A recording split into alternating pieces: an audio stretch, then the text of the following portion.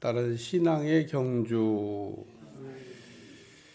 사도 바울이 신앙생활 하는 것을 다름박질 하는 것에 비유로 설명하신 말씀인데, 예수님도 비유를 이렇게 많이 사용하셨고, 사도 바울도 사실은 성경을 여러분들이 읽어보시면 비유를 많이 이렇게 사용했습니다. 사도 바울이 예수님만큼 비유를 쓰지는 않았지만, 그래도 성경에 보면 상당히 많은 부분에 비유를 사용하고 있다.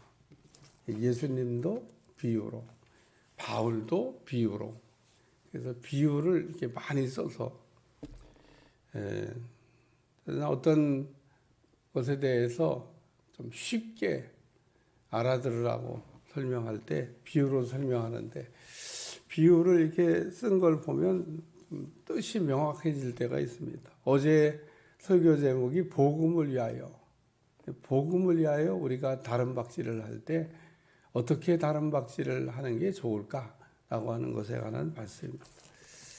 기도할 때도 복음을 위하여 기도해야 된다고 여러분들한테 말씀드렸는데, 내가 지금 기도하는 제목도 그렇고, 또 내가 삶의 목적을 정하는 것도 그렇고, 복음을 위하여라고 하는 게 중요하다. 어떤 결정을 할 때도 이게 복음을 위하여인가? 라고 이렇게 생각하고 결정하면 아주 좋은 결정이 된다고 이야기를 드렸습니다. 첫 번째 말씀은 상받도록 이라는 말씀이 나옵니다. 다름박질하는 사람들이 다 다름박질을 해도 1등은 한 사람밖에 없다. 42.19km를 뛰는 그 장거리 마라톤 시합 나온 국가의 대표 선수들에게 보면 다 메달감이고, 자기 나라에서는 그래도 다 1등 하는 사람들입니다. 자기 나라에서 1등 안 하면 거기 나오겠어요. 세계대회에 나와서 1등을 해야 되는데, 자기 나라에서 1등 하고 나온 거라니까요. 세계대회에서 1등을 해야 되는데, 아쉬운 거는 메달은 하나야. 아이고, 좀 10등 안에 든 사람들 준다든지, 다 준다든지, 다 다름질 잘합니다. 근데 금메달은 하나밖에 없습니다. 조금 너무 좀 박한 것 같기도 해요. 금메달 좀 여러 개 만들어갖고 그냥 너나 나나 그냥 달아주면 되지. 다 잘 달리는데, 이거 그냥 한 개 만들어 놓고 그거를 막 경쟁을 시켜. 우리나라도 그거 못 따가지고 그랬는데, 따고 나니까 좀 시들해지긴 했습니다만은, 아직도 전 세계에서 그 마라톤 대회 메달 못 딴 나라들 허다합니다. 거기에 그냥 아무나 막 따는 게 아니에요. 스케이트 여러분 이렇게 시합하는 거 봤어요? 스케이트도 이렇게 몇 바퀴까지는 어떤 자기 라인에서 돌아야 되고, 그 다음부터는 자유롭게 돌아야 되고, 또 바퀴 수도 또 이제 헷갈리면 안 되고, 그래서 그 장거리 스케이트 뛰는 사람은 거기 코치가 몇 바퀴 돌았다고 지금 그 피켓을 들고. 근데 그렇게 하면은 실수 안 할 것 같죠? 그런데도 대형 사고가 납니다. 코치가 그만 17바퀴 돌았는데 16바퀴 돌았다고. 그럼 그만 돌지, 선수가. 그런 사고도 그거 하나를 못 해가지고 한 바퀴 돌았다, 두 바퀴 돌았다, 이걸 못 해가지고 선수를 헷갈리게 하냐고요. 선수야 뛰느라고 정신없어. 그래서 상 받도록 우리가 달려야 된다. 그래서 오늘 말씀에 다름박질을 하는 사람들은 많은데 상 받는 사람은 하나밖에 없다. 여러분도 신화의 경주를 이렇게 하고 있는데, 내가 몇 등쯤 될까? 이런 생각을 해보면서 오늘도 다름박질을 잘 하시기를 주님으로 축원합니다. 등수가 있습니다. 등수가. 모든 거에 등수가 있습니다. 어떤 과목 하나는 좀 1등 해야 될 거 아니겠어요? 여러분, 신화의 과목이 많습니다. 봉사도 있고, 섬김도 있고, 헌금도 있고, 해서 선교도 있고, 나는 그래도 이 분야에서는 내가 1등이다. 이런 생각을 하시고 꼭 1등 하시기를 축원합니다. 기도의 1등도 있어요. 기도의 1등도. 그래서 분야가 많은데 오늘 여기 말씀에는 복음이니까 야, 내가 복음 전하는 일에는 1등이 돼야 되겠다. 그러면 그냥 시도 때도 없이 복음을 전해야 돼요. 그리고 복음으로 살아야 됩니다. 복음을 우리가 전하기 위해서는 먼저 우리에게 필요한 게 뭐냐면 복음으로 살아야 된다는 거예요. 내가 복음으로 살고 있나? 복음으로 무장하고 복음으로 살고 있나? 많은 그리스도인들이 자기가 복음으로 살고 있다고 착각을 하지 실제로 복음으로 살고 있지 않은 사람들이 제가 보니까요 어마어마하게 많습니다.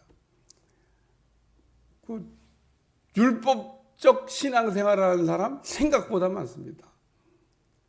율법적 신앙생활을 하는 사람들은 어떤 사람이 율법적이까 따지는 거 좋아하는 사람이 율법적으로 산다고 생각하시면 제가 할 때 거의 그냥 맞지 않을까 이런 생각. 신앙생활하면서 막 따지는 걸 좋아해요. 왜 따지죠? 틀렸다 이거예요. 왜 따지죠? 맞았다 이거예요. 율법이 원래 그 따지는 겁니다.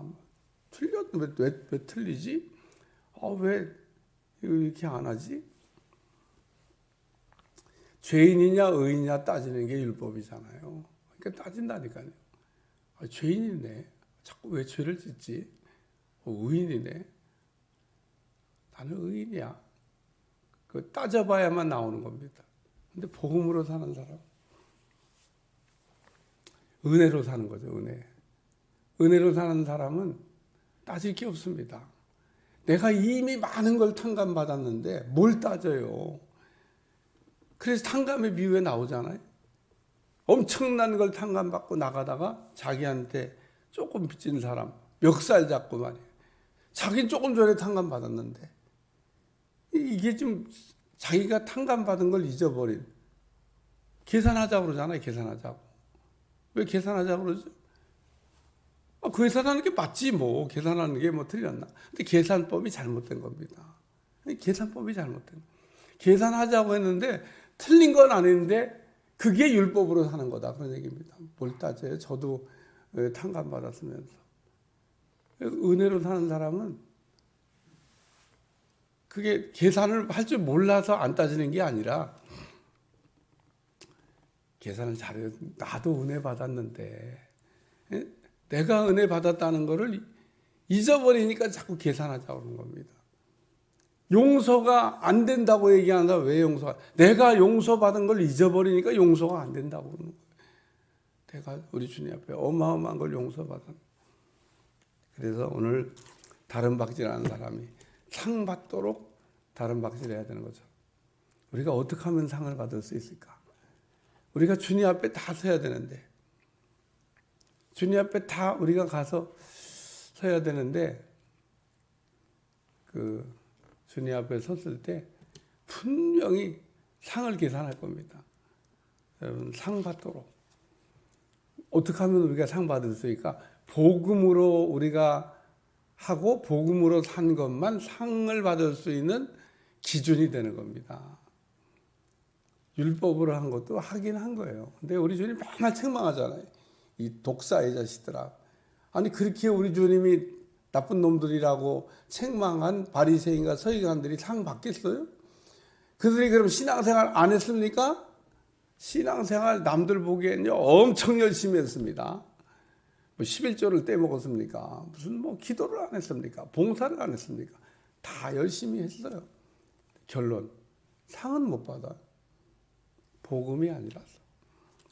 그러니까 여러분 상을 받으려면 복음으로 한 것만, 은혜로 한 것만 우리가 상 받는다는 거 잊어버리지 않기를 축원합니다. 두 번째는 절제하는 다름질이에요. 절제하는. 다름질할 때 다른 박질에서 상을 받으려면 절제가 돼야 된다는 겁니다.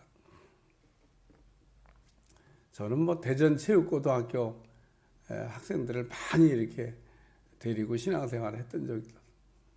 뭐 저는 그 복싱 선수들은 안 왔는데 아주 주로 격투기 때리고 이런 애들은 교회 안 오더라고. 근데 그 마라톤 하나, 뭐 투창 던지는 애들, 뭐 유도, 역도 막 이런 애들 많이 나왔는데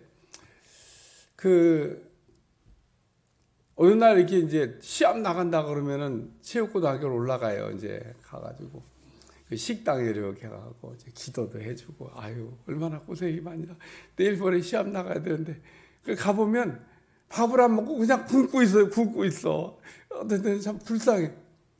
왜 굶고 있냐? 체중이 안 맞아갖고요. 체중 조절이 잘 안 돼갖고요. 굶어야 돼요. 체중 딱 가서 저울에 달아볼 때 그거 안 나오면요. 시합도 못하고 끝이야. 그게 통과돼야 시합을 할 수가 있는 겁니다. 그래서 막 굶고 있어. 그러니까 그게 평상시에 잘 이렇게 체중 조절을 해오고 그런 컨디션으로 시합을 나가야 되는데 이게 뭐가 좀 잘 안 된 겁니다. 그러니까 시합을 며칠 앞두고 그냥 아예 밥을 굶고 있어. 그러니 무슨 시합을 나가서 잘 조절을 잘. 또 이제 어떤 애는 보니까 또 체중이 모자란데 모자라면 또 어떡하냐 그랬더니 쿨피스를 그냥 한 10병 먹는 이만한 팩으로 된 거를 들어가기 전에 막 계속 마시고 올라가면요 조금 올라가요. 그 물배 채우고 올라가서 뭔 또 시합을 하겠어요. 어떤 애는 물배 채운다고, 어떤 때는 굶는다고. 야, 그게 다 절제가 안 된 겁니다. 조절이 잘 안 된 거예요. 썩을 면류관을 얻기 위해서도 그렇게 절제를 하잖아요. 근데 오늘 우리가 생명의 면류관, 의의 면류관, 그 면류관, 우리 주님이 주시는 그 정말 귀한 면류관을 얻기 위하여 복음을 위하여 산 사람들에게 주실 면류관이 있습니다. 그런 면류관을 우리가 얻기 위하여 절제가 필요하다 그런 얘기입니다. 하고 싶은 거 다 하고 가고 싶은데 다 가고 뭐 먹고 싶은 거 다 먹고 그러고선 그 상이 있냐? 없다는 겁니다. 우리는 한 가지 절대 잊어버리면 안 됩니다. 우리가 영양실조로 굶어 죽기 일보 직전일 때 그때 미국 사람들이 우리한테 원조해서 그거 먹고 우리가 지금 이렇게 살아남은 겁니다. 그때 쌀 안 갖다 주고 그때 원조 안 했으면 우리는 그냥 완전히 뭐 미국이 나쁘냐 저거냐 그런 얘기도. 근데 그때 미국 국가만 도와준 거냐? 아닙니다. 그때 기독교인들이 얼마나 많이 금식하면서 돈을 이렇게 모금해서 한국에 갖다 줬습니다. 수많은 그리스도인들이 자기가 먹을 거 안 먹고 이렇게 허리띠 졸라매고 금식하고 그래서 돈 모아가지고 우리나라에 갖다 줬다고 하는 선교의 기록이 있습니다. 그러니까 지금도 보면 뭐 그 지진 난데도 뭐 많은 사람들이 막 뭐 보냈다고 그러는데 물론 뭐 그 안에 불신자들도 많이 있죠. 근데 누가 보냈을 것 같아요? 믿는 사람들이 내놓은 겁니다. 믿는 사람들이 마음이 그런데 열리지 안 믿는 사람들이 그런데 뭐 강대국하고는 잭 손바닥만한 나라는 아니지. 땅덩어리가 크니까 싸우고 있는데 그 나라는 매일 막 뒤로 돈 벌어 가면서 막 전쟁하잖아요. 그게 끄떡없다 이거 우리는. 그런 나라도 우리가 도와야 돼. 또 뭐 그러면서 고래 싸움에 새우등 터진다고 저 아프리카에 있는 나라들은요 굶어 죽고 있습니다. 이 고래 싸움에 새우등 터지는 거지. 막 싸우는 건 두 개 나라가 싸우는데 우리나라도 지금 휘청휘청하잖아요. 이게 다 그 두 나라가 싸운 것 때문에 오는 여파라니까요. 다른 거 아닙니다. 그런데 우리는 그래도 그냥 먹고 살잖아요. 어렵다 죽겠다 그래도 뭐 굶어 죽진 않잖아요. 저 굶어 죽는 나라도 있다니까요. 우리 바로 윗동네도 굶어 죽는 나라잖아요. 지금 뭔 굶어 죽는데 뭐 맨날 미사일이나 쏘고. 그러니까 오늘 우리가 잘 절제해서 복음을 위하여 우리가 헌신도 하고 쓰기도 하고. 세 번째 말씀은 표대를 향하여라는 말씀이 나옵니다. 향방 없는 뜀박질 하지 말라는 겁니다. 다른 박질하는 사람은 표대를 정하고 다른 박질한다. 목표를 정해야 된다 그런 얘기입니다. 목표가 정해지지 않으면 여기도 갔다 저기도 갔다 이리 뛰었다 저리 뛰었다 뭐 뜀박질하는 사람이 그렇게 안 뛰잖아요. 예? 우리가 쟁기를 갈아도 딱 앞에 표대를 정하고 쟁기를 가야 똑바로 밭이 갈아진다 그러는데 아니 소를 모는 사람이 그냥 표대를 정하지 않고 그냥 소가 가는 대로 밭을 몰아봐요. 그러면 그냥 이렇게 왔다 갔다 막 갈지자로 소가 딱 앞에 표대 정하고 소를 몰아야 착착 똑바르게 밭을 갈듯이 오늘 우리가 표대를 향하여 그래서 목표를 정해야 된다 그런 얘기입니다. 무슨 어디다가 목표를 정해요? 복음을 위하여. 네? 어제도 복음을 위한데 내가 내 몸을 쳐 복종하게 하면 내가 남에게 전파한 후에 자신이 도리어 버림을 받을까 두려워함이라. 왜 바울이 27절에 이런 고백을 했냐면 내가 남에게 복음을 전해서 남들은 복음으로 살아가지고 남들은 복음으로 상을 받는데 나는 복음을 혹시 이게 복음의 그 줄을 놓쳐서 나는 혹시 상을 받지 못할까 내가 두렵다는 겁니다. 그러니까 복음을 이렇게 가르치고 복음을 전하는 사람이 복음의 줄을 이렇게 놓칠까봐 두렵다.